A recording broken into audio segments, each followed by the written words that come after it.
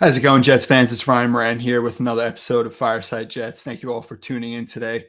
We're going to discuss two of the Jets' best players over the last two seasons. When you look at Quinnen Williams in 2020, George Fant in 2021, probably the best individuals, over the last two seasons for the Jets and really their long-term futures with the team. Obviously, there's this block in time now from the next 40 days until training camp, and these are really the two most popular players in terms of contract extensions for the team. So what better way to discuss than, two players who play in the trenches. Obviously, the Jets, with the background of both Joe Douglas and Robert Saleh, have placed such a premium, in those two position groups when you look at first-round picks and contracts handed out in free agency. So going to discuss really the timetable in which you could expect the Jets to really get deals done with both of these players. And we'll start with Fant. I think the one who, is probably, projected to get a deal first when you look at him being on the final year of his contract, and Quinnen obviously having that fifth-year option in 2023. So he's currently with the team the next 2 years. So when you look at Fant, obviously it was really a surprise in 2020. I mean, there was a lot of buzz when you look back on the Jack Conklin hype that the Jets had. And I think when you look at Fant to this point, it might be some of Joe Douglas's best work. Obviously, we were all pumped with the Douglas hire because of his offensive line background and some of the struggles that the Jets had there for too many years. And I think you could really look at Fant and say he's that one diamond in the rough that Joe Douglas has found with, his trained eye for the offensive line position. And, Fant to this point, in 2020 had a good year at right tackle. And like I said, last year was the Jets' best player. And he rose up to that competition when the Jets had Mekhi Becton and signed Morgan Moses. He handled the situation like a pro. So I think with Fant, there's probably incentive from him and his agent's perspective to want to get a deal done. If, he plays like he did last year, even better, the Jets are going to have that franchise tag at their disposal, which I'm sure, him being 30, 31 years old next year, that's probably not going to be something that they want. And Fant obviously spoke on it this spring when he met with the media that he does want to remain a Jet for the rest of his career. So I think that there should be, some incentive from both ends. I think that the Jets coaching staff, obviously being new last year, they really seem to mesh well with Fant and like his skill set. And ultimately, this thing is about Zach Wilson and him being a young quarterback, wanting to see him reach that potential that he has. I think re-signing Fant, really should be a no-brainer. You look at his production as a pass blocker last year at left tackle. I want to say he only allowed one sack, and that was late in the season.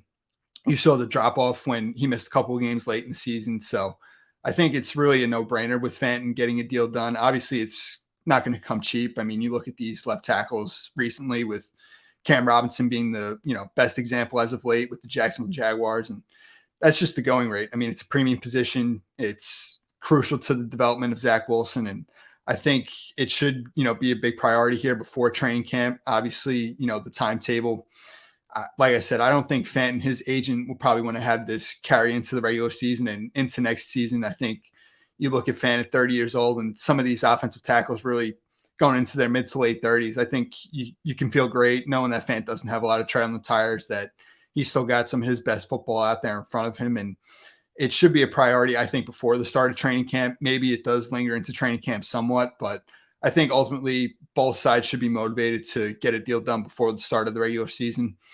And then with Quinnen, I think you look at a guy who obviously the Jets drafted third overall in 2019, a draft class that featured about 12 or 13 defensive linemen drafted in the first round. I want to say about 10 of them had their fifth-year options picked up this offseason. So, and none of them have been extended to this point. So I think that with Quinnen, there's probably a little bit more, time to spare between the two sides. I think with Q, he's been very good his 3 years as a Jet to this point, but you really haven't seen him maximize and, hit that full potential. Obviously, he spoke on it at the end of last season. He knows there's still room to grow. So I think, with his standpoint, there probably is a little bit more, patience with the situation. I did see once again last night that there was a report the Jets have continued to keep in contact with his agent, and, it's a priority to keep Q, and as it should be. I think both of these guys, both on and off the field, are two of the best assets that the Jets have right now. And I think with Quinnen, this is really the year. I mean, it's his second year in the scheme that suits him best. Last year I think was tough, losing Carl Lawson, losing Bryce Huff, not being able to have that luxury of putting John Franklin Myers inside, where in 2020 they were a great interior tandem. So that'll be really nice this year to be able to kick JFM back inside. And hopefully that helps Quinnen even more, having, a great pass rusher like that on the interior next to him. And all these new pass rushers on the outside with Carl Lawson, Jermaine Johnson, Jacob Martin, healthy Bryce Huff.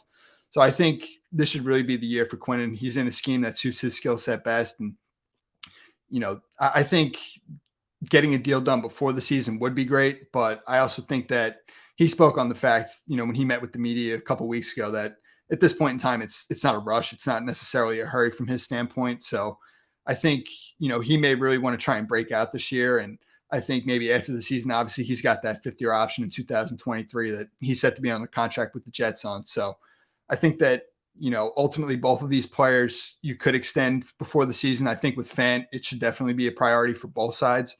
And with the Jets and Quinnen, I think, there's definitely a good chance before the season it gets done. But, I think there is some leeway and, a little bit more time to spare to where, Quinnen breaks out this year and he's still only 24 years old. The character is there. I think you draft him 3rd overall to be a long-term mainstay to the Jets organization. And, I think ideally it'll probably happen after the season. Maybe they do, pull a surprise off and get something done before the start of the season. But either way, these are two players who the Jets should really look to prioritize here moving forward. And, I'm excited to hopefully see Fant and Quinnen, in the trenches, obviously, like I said, with the background of both Douglas and Saleh, knowing that, these are two really impact positions on the team. And you're hoping that these are two guys who are with the Jets for years to come and leading this team on and off the fields, obviously in the trenches. And, the development of Zach Wilson, obviously we spoke on, and know that Fant as a pass blocker is a really sure thing. He's consistent. And I think has years left in the tank when you look at just the lack of mileage. And with Quinnen, being that 3rd overall pick, I mean, the Jets haven't extended a 1st-round pick in forever on a second contract. And you hope that Quinnen can really break that, here for the Jets. And hopefully, whether it's before or after the season, something does end up, coming to fruition between the Jets and Quinnen. And, both of these guys with the team for a long time to come. So I hope you all enjoyed this episode. Don't forget to like and subscribe.